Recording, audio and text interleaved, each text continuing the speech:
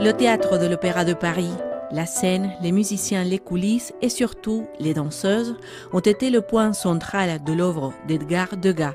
L'opéra était pour lui un microcosme pour tester diverses techniques, un vivier de motifs et un laboratoire aux possibilités infinies.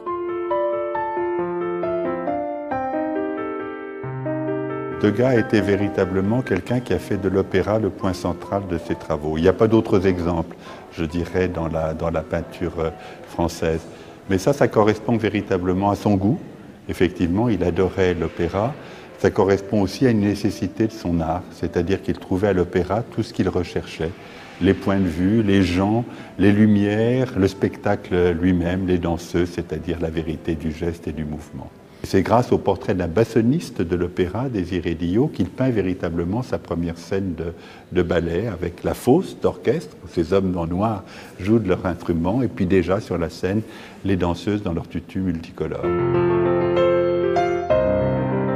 Avec la danse, Degas explore des techniques différentes, notamment le pastel, avec lequel il peint des scènes vaporeuses et colorées.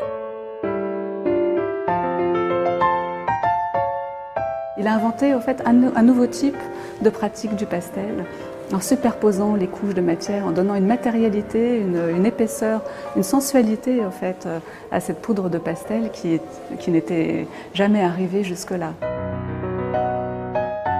Degas a également fait avec l'opéra l'unique sculpture qu'il a exposée de son vivant, la petite danseuse de 14 ans, et donc une sculpture qu'il a réalisé en cire avec des matériaux composites en lien donc avec l'univers de la danse.